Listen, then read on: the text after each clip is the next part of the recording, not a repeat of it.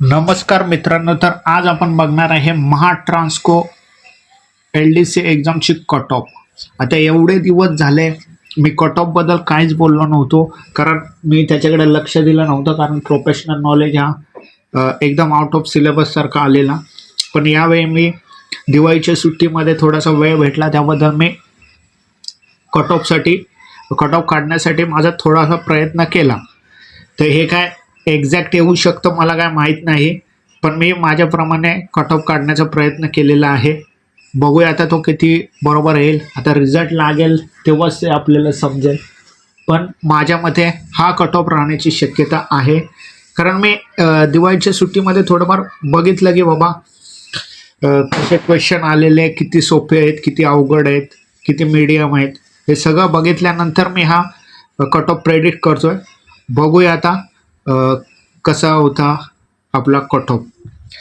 तर मराठीमध्ये बघा मित्रांनो, मराठीमध्ये 20 क्वेश्चन आलेले आणि 20च्या 20 माझ्यामध्ये सगळ्यांचे बरोबर आले असतील. तरी पण आपण इथे 8 मार्क लिहूया इथे, कारण 8 मेजॉरिटी लोकांना 8 तर पडणारच आहेत. मॅथ्स पण तसाच होता. तर मॅथ्समध्ये 20 क्वेश्चन तसे इझीच होते सगळे क्वेश्चन. तरी बघूया, याला मी 7 देईल, कारण थोडीफार मिस्टेक होऊ शकते. .50ला क्वेश्चन एक क्वेश्चन .50ला आहे मित्रांनो, आणि निगेटिव्ह मार्किंग आहे.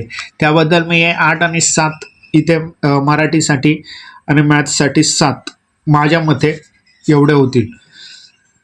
रिझनिंग बघा मित्रांनो, रिझनिंगचा अतिशय म्हणजे सोपा तर होताच, IBPS पॅटर्न होता आणि सोपे क्वेश्चन होते. फक्त टाइम काही भरपूर मुलांना टाइम पुरलेला नाही रिझनिंगमध्ये.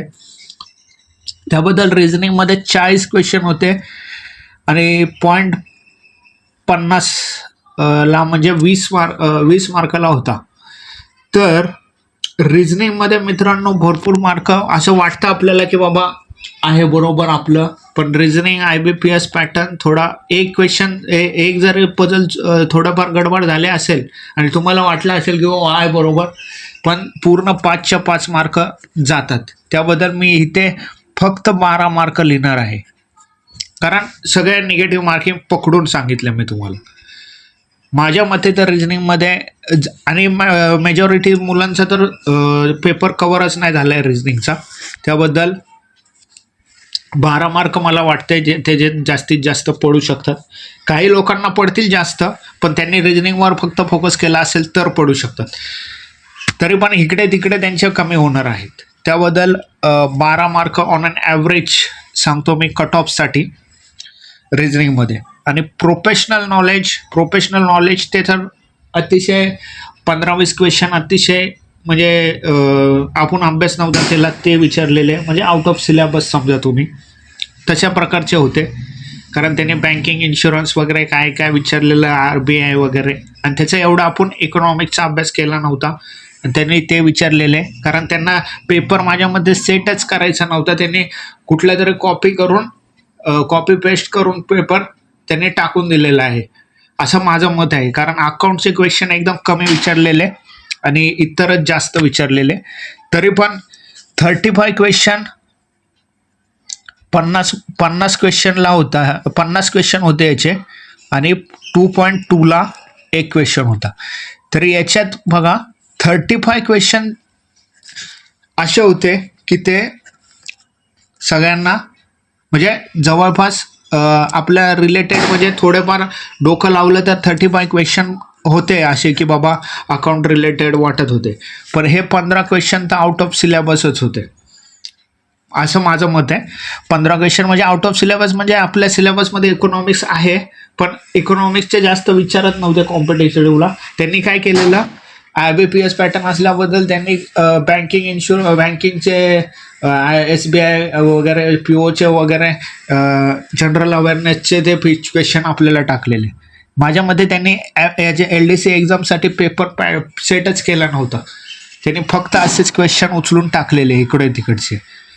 आणि हे तर काय, हे तर रिझनिंग मॅथ्सचं त्यांचं तो पॅटर्न आहे, त्याच्यानुसारच टाकलेले. त्यांना फक्त प्रोफेशनल नॉलेजचा सेट करायचा होता, तो पण त्यांनी नीट केला नव्हता. ठीक आहे, आता एक्झाम तर झालेली आहे, आपण काय करू शकत नाही.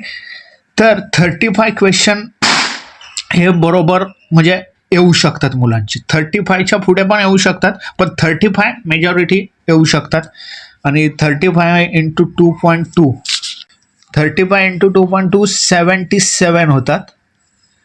आणि हे 15मध्ये सगळ्यांनीच अटेम्प्ट केले नसतील 15, कारण 5-6 क्वेश्चन अटेम्प्ट केले असतील माझ्या मते ॲज पर ॲझम्पशन.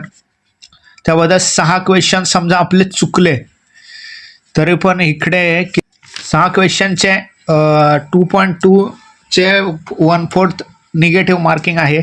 त्याबद्दल समजा आपण 40-41चा अटेम्प्ट केला असला आणि 35 आपले बरोबर आले आणि 6 क्वेश्चन चुकले, तर ॲप्रॉक्स सांगतो मी, 6 क्वेश्चनचे 4 मार्क समजा आपण कमी केले, 77मधून 4 गेले तर हे 73 होतात.